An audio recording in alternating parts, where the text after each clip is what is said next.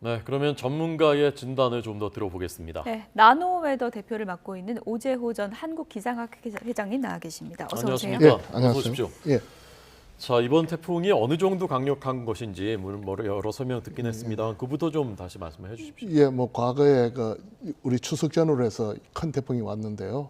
뭐 가까이는 태풍 루사, 매미, 또 차바 이런 태풍들이 아마 같은 급으로 그렇게 생각되고 있습니다. 네, 지금 흰남노 상황부터 좀 알아보겠습니다. 지금 매우 강인가요? 강인가요? 지금 현재는 매우 강으로 알고 매우 있습니다. 강해요. 네. 우리나라 통과할 때도 매우 강인가요? 예, 매우 강으로 들어왔다가 아마 접근할 때쯤 되면 아마 그보다 한 단계 낮은 강으로 변하지 않을까 생각하고 있습니다. 예. 아니 초강력, 뭐 매우 강, 이게 어느 정도의 그 수준을 얘기하는 겁니까? 예, 그 풍속하고 그 범위를 가지고 이야기하는데 네. 매우 강이라고 이야기하는 것은 아마 우리 자동차로 치면 시속 150km에서 180km 정도 초속을 하면 40에서 50m 정도 이렇게 부는 바람을 갖다 이야기하고 있습니다. 그러면 그 정도 40에서 50 초속이면은 어느 정도 위력이 있는 거죠? 뭐 그 정도면 밖에 나가면 뭐 가로수가 부러진다든가 또 사람들이 굉장히 위험할 수 있죠. 걷기는 물론 힘들고 쓰러질 수도 있고 그래서 굉장히 위험합니다. 예. 매우 강 상태라고 하셨는데 원래는 초강력 태풍이라고 예. 했었잖아요. 그때보단 약해진 예, 거예요? 그때보다 한 단계 내려왔습니다. 아. 그러니까 그 내려온 것은 그때 예상됐던 그 최대 풍속보다는 지금 현재가 조금 낮으니까 예. 한 단계 낮은 걸로 알고 있습니다. 예. 그럼 다소 좀 약해졌다는 건데 어떤 원인 때문에 약해진 건가요? 태풍이 이동이 느릴 때는 예. 바다에서 열기를 받아서 계속 이래 강력하게 유지를 하는데 예. 속도가 빨라지는 거는 우리가 계란 후라이 같은 후라이팬이 불판에서 이렇게 멀어지거든요. 예. 그런 식이 되니까 아마 그 불판이 멀어지니까 온도도 조금 내려가고 그러면서 규모도 좀 축소되면서 빠른 속도로 북쪽으로 올라갑니다. 불판에서 멀어진다는 게 무슨 말인지 제가 정확히 이해를 못했는데. 네, 그 태풍은 그 열대 바다에서 바닷물 온도가 높을 때 발생을 하거든요. 네네. 그러니까 뭐 예를 들면 저 온대 지방이나 한대 지방에서 발달하지 않습니다. 그 뭔가 하면 바닷물 온도가 낮아서 보통은 바닷물 온도가 26도, 27도 이상 될 때 태풍이 발달합니다. 예. 지금 우리 진로 네. 좀 따져보면은 네. 오늘 밤부터 이제 최대 고비가 온다고 하는데 특히 어느 지역이 가장 위험한 지역으로 들어가는 건가요? 네, 뭐 오늘 밤이면 밤 9시 정도 되면 그 서귀포 그쪽부터 왜냐하면 태풍 반경이 200에서 300km이기 때문에 중심이 밑에 있다 하더라도 영향을 굉장히 크게 받죠. 예. 북쪽에서도. 그래서 아마 서귀포가 오늘 밤부터 영향을 받을 것이고 그 다음에 남해안은 뭐 방송에 나온 것처럼 내일 새벽부터 큰 영향을 받을 걸로 보고 있습니다. 그게 지나갔다 하더라도 저희들이 태풍 중심을 이야기하는 것은 전체 시스템이 어디로 움직여가는 걸 알기 위한 것이지 예. 중심이 지나갔다고 끝나는 게 아닙니다. 제가 좀 예를 들기가 조금 섬뜩해서 저건 합니다만은 우리 회전 톱날이 도는데 예. 회전 톱날이 중심이 지나가도 여전히 톱날은 돌고 있거든요. 예. 그래서 내일 오전까지는 뭐 동해안 이쪽까지는 계속 피해가 발생할 수가 있습니다. 네, 예. 회장님 지금 저 보시면요. 네. 잠깐 다시 좀 보여주십시오. 그 진로를 보면 그러면 이제 내일 12시에는 동해 쪽으로 빠져나가지 않습니까? 네. 그러면 12시쯤에도 여전히 한반도 전역은 다 영향권이라고 볼 수 있는 겁니까? 뭐 남은 서해안 쪽은 이제 조금 뭐 영향이 작아지겠지만은 네. 저기 이렇게 붉게 표시한 것처럼 동해안 쪽은 여전히 그 붉은 반경 안에 들어가 있습니다.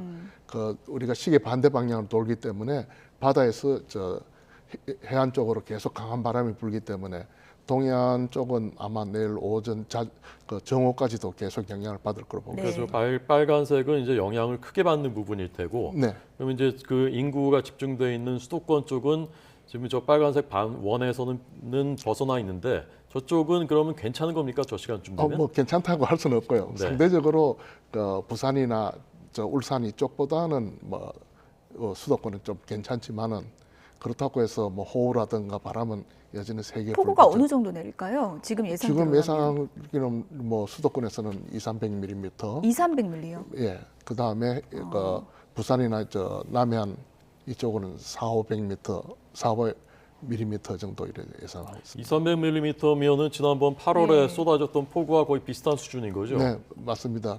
굉장히 많이 오는데 200~300mm가 충분히 지금 다 온다기보다도 네네. 이제 많이 오는 쪽은 그렇게 오겠다고 이야기를 하고 있습니다. 어느 정도 이제 집중되느냐에 따라서 또 상황이 또 예, 이제 예, 많이 예. 달라질 시간당 수 왜 있다고 지난번에는 시간당 예. 100mm 넘게 하면서 강남 침수되지 않았습니까? 네네. 그럴 수도 있는 겁니까? 예, 태풍이 있으면 태풍의 구름 사진을 보면 나선형으로 해서 뭉게구름들이 이렇게 촘촘히 박혀 있습니다. 그 뭉게구름 하나가 보통 대략 한 2천만 톤에서 3천만 톤 정도 물을 포함하고 있습니다. 네. 그러니까 이 뭉게구름 되어 있는 이 띠가 예. 어디 걸쳐지느냐 또 얼마나 빨리 움직이냐에 따라서 빨리 지나가면 그냥 소나기로 변하고 그 한 곳에서 집중해서 내리면 이제 집중호우가 되는 거죠. 그러니까 그럴 가능성을 배제할 수는 없는 거군요. 네, 중부지방도. 그렇습니다. 예. 뭐 안심할 지역은 없다고 봅니다. 앞서도 저희가 좀 정리를 해드린 내용이지만 태풍의 이제 위험 반원이라고 하잖아요. 네. 왼쪽 오른쪽 나뉘어서 뭐 오른쪽이 더 위험하다라고 하는데 이번 태풍은 너무 강력해서 그게 소용없는 얘기다 이런 분석도 있던데 어떻습니까? 네, 그게 위험 반은 또 덜 위험한 반응을 하는데 예. 사실은 그렇지 않고 다 위험합니다. 이번에는요? 아니요. 아니, 원래는요? 항상, 예, 원래 그런데 특히 더 위험하잖아요. 근데 예, 교과서적으로 할 때 우리가 진로 방향하고 바람하고 붙여서 그쪽이 좀 더 위험하다고 하는 거지 뭐 안심할 건 없습니다. 예. 아, 지금 그 조금 전에 이제 기상청 발표로는 올라오는 시간은 그 전과 이제 동일하게 유지를 했는데 속도는 오히려 더 빨라질 가능성이 있다라고 이제 예고가 됐다고 합니다. 물론 그렇게 안 돼야 되겠지만 우리가 이제 최악의 상황에 대비해야 되는 것이기 때문에 그것을 상정하고 미리 저희가 보도를 하고 또 대비를 할 것을 요청을 드리고 있는 것입니다. 자, 제일 그 일반 시민들 입장에서 네. 제일 그 우선적으로 대비해야 되는 것이 어떤 것입니까? 예, 우선은 뭐 재난 현장에 가지 말아야 됩니다. 제일 안전한 것이 예를 들어서 집에만 가만히 있는 게 제일 좋습니까? 네, 그렇습니다. 이럴 때는 그 위험한 현상이 벌어질 수 있는 예를 들면 바람이 많이 부니까 뭐 또 길거리 나가면 혹시나 입간판이라든가 이렇게 날리면서 피해 볼 수도 있고 가로수가 넘어질 수도 있고 하니까 가능하면 실내에 계시고 또 가능하면 해안가로는 가지 마시고 뭐 훗날 하루 이틀이니까 네, 네. 피하는 게 제일 좋습니다. 네. 집에 있을 때 이제 가장 걱정되는 게 창문이더라고요. 이제 네. 남부 지역 같은 경우에 바람도 많이 불 텐데 창틀 같은 걸 좀 어떻게 하면 도움이 될까요? 뭐 이야기로서는 뭐 테이프를 붙여라 그 다음에 창틀이 안 흔들게 하라는데 저는 안타까운 게 예. 그게 임시 방편이고 별로 큰 효과가 없을 거로 보고 있습니다. 그래서 외국에는 그걸 미리 설계할 단계부터 바람이 얼마나 불까 해서 창 자체를 갖다가 규격을 달리하고 있습니다.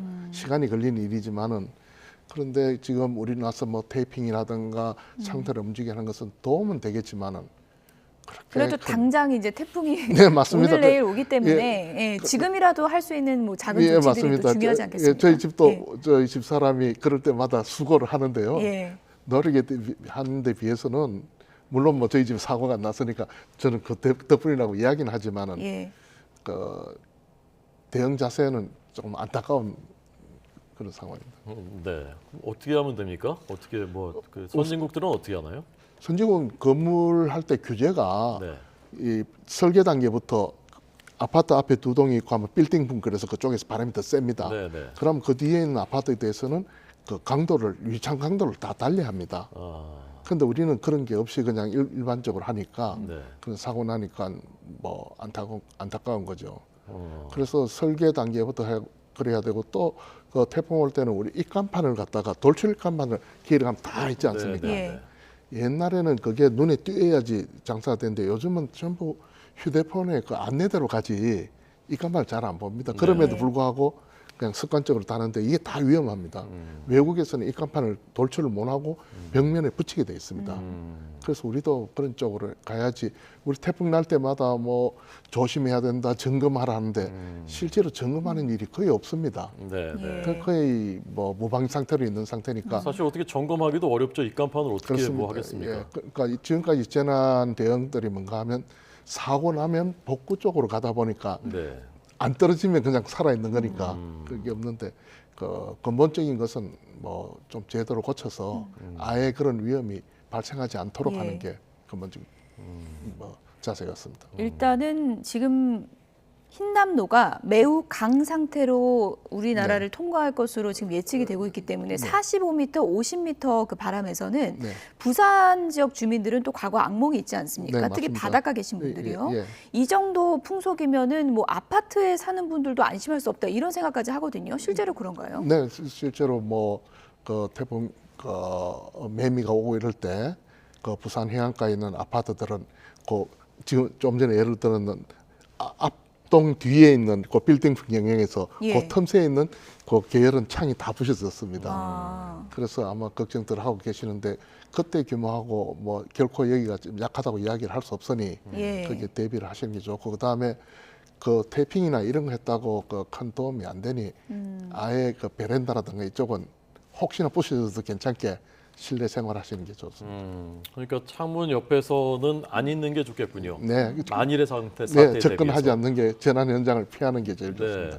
그 테이프를 붙여놓으면 그게 이제 유리창 깨지는 것을 방지하는 효과는 적더라도 깨졌을 때는 도움이 된다라는 얘기도 있더군요. 뭐 이론적으로는 그러니까 저는 그게 방해되지는 않는데 네. 예. 드리는 노력에 비해서 효과가 별로 없다는 거죠. 근본적인 해결은 안 네, 된다고 네, 그렇습니다. 보시는 거군요. 네. 예. 조금 전에 그 보니까 초속 50m면 집이 무너지고 초속 60m면은 철탑이 있을 정도라고 하니까요. 그래서 이제 입간판이라든가 유리도 이제 규제 기준부터 바꿔야 되는 것 아니냐라고 말씀하셨는데 점점 앞으로도 이런 일이 더 빈발할 가능성이 이런 큰 태풍이 예. 기후 변화 때문에 빈발할 가능성도 있는 겁니까? 네, 그렇습니다. 더 강력해질 가능성도 많고 집중호우도 더 많이 올 가능성도 있습니다. 우리가 이런 재난이 나고 이럴 때는 물론 태풍이 강해지고 또 집중호우가 강해져서 뭐 우리가 대응할 수 있는 능력을 넘어서는 경우도 있는데 네.